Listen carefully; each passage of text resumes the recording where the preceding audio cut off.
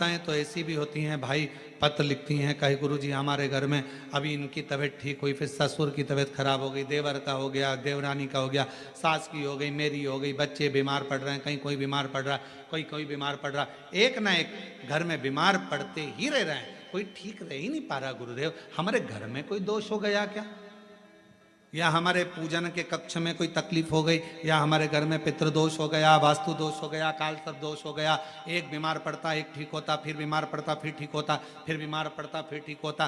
शिव महापुराण की कथा कह रही है, शंकर भगवान का चरित्र कह रहा है। सावन के महीने में प्रदोष का जो दिन आए, 2 प्रदोष श्रावण के महीने के 2 प्रदोष पड़ेंगे, किसी भी प्रदोष पर एक पीपल के पत्ते पर कनेर का पुष्प अपने घर के अंदर रख लीजिए प्रदोष के एक दिन पहले, और प्रदोष वाले दिन उसको बहते हुए पानी में डाल दीजिए।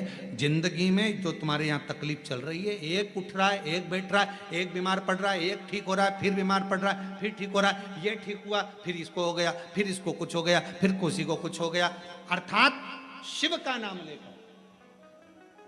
और फिर ही ध्यान देना, इस क्रम को करने के लिए आपको तुम रुकेश्वर महादेव का नाम लेना पड़ेगा। कौन से महादेव का नाम बोलना है?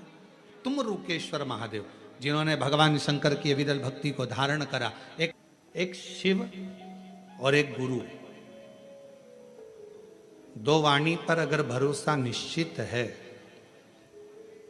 तो यह मानकर चलो कि भगवान शंकर आपके जीवन में कभी तकलीफ आने ही नहीं देगा। एक शिव की वाणी, एक गुरु की वाणी। पर कभी कभी ऐसा योग बन जाता है, एक बार नंदी के सम्मुख में कैलाश धाम पर भगवान शंकर विराजमान थे, नेत्र बनते साधना में डूबे हुए थे।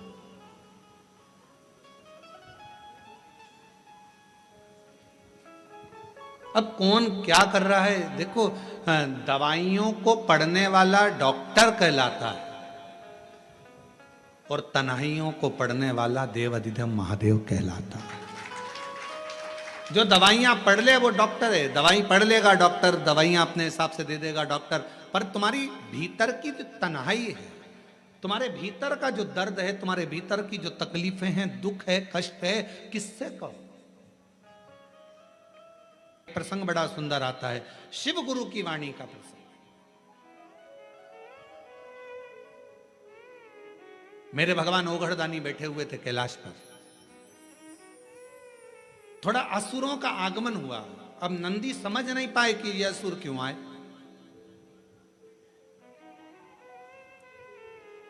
कोई व्यक्ति 2-4 बार यदि तुम्हारे दरवाजे पर आ जाता है, कोई रिश्तेदार बार बार फोन लगाता है, बार बार तुम्हारे दरवाजे पर आता है, तो तुमको तुम्हारे घर की पत्नियों जरा बहुत चतुर होती, तुरंत कह देती बार बार क्यों आ रहा है ये, इतने साल से तो कभी नहीं आया, ये बार बार क्यों आ रहा है। धर्म पत्नियां बड़ा एकदम तुरंत सोच लेती, तुरंत आखिर बात क्या। पर पति उनको समझाते हैं, तेरे को क्या करना, आन देना, दिक्कत क्या है, मुझे सब मालूम है, कर्जे में हो गया होगा इसलिए तुमसे लेने आ रहा होगा, इतने दिन से तो तुम्हारी याद नहीं आई, इतने दिन से तो कभी याद नहीं किया, इतने दिन से तकलीफ में कभी, अपन तकलीफ में तो कभी नहीं आया। हमेशा याद रखो, मोमबत्ती की याद, टॉर्च की याद हमेशा लाइट जाने के बाद आती है। कोई कोई माताएं भाई ऐसे रहते हैं जो कथा में आते हैं और कोई उनको बिस्कुट दे देता है, खाते हैं, खाने के बाद मुंह को साफ करना रहता है तो बत्ती सी निकाल लेते हैं, बत्ती से निकाल कर उसको भी साफ कर लेते हैं, रख लेते हैं।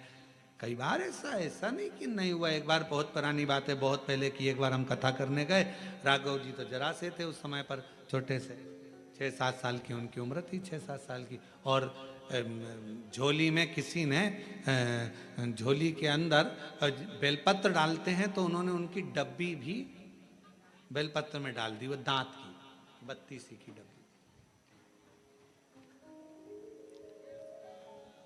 कोई 32 की डब्बी भी उसमें झोली में डाल दी, और 32 की डब्बी जैसी झोली में पड़ी और झोली पड़कर सीहोर गई, और सीहोर जाने पर राघव जी ने खोली, और खोले तो आवाज निकाल, पापा देखो, पापा देखो, किसी के दांत आ गए।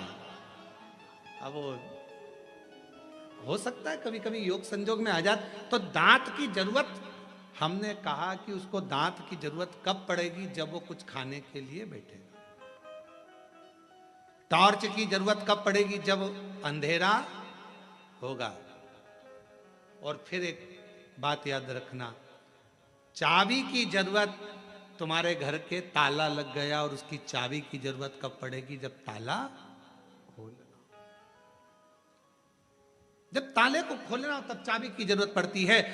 खाने बैठोगे तो दांत की जरूरत पड़ती है, अखबार पढ़ने बैठोगे तो चश्मे की, जम के बोलो जरा, चश्मे की जरूरत पड़ती है। उसी तरह अंधेरा होने पर टॉर्च की जरूरत